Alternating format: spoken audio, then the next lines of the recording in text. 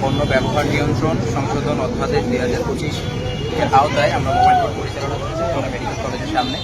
এখানে আমরা দুইজনকে পেয়েছি যারা আপনার ট্যাবে এই বিজ্ঞাপন প্রচার করছিল আমাদের ইয়াং জেনারেশনের মাঝে, এবং তাদেরকে এই তামাকজাত দ্রব্য সিগারেট যেটা আছে এটা ব্যবহার করার জন্য, এটা ভোগ করার জন্য, এটা কনজিউম করার জন্য তারা উৎসাহিত করছে, যেটা পুরোপুরি এই অধ্যাদেশ অনুযায়ী একটি অপরাধ। এবং সেই অপরাধ সংগঠিত করার কারণে আমরা তাদের দুজনকে 50,000 টাকা করে জরিমানা করেছি।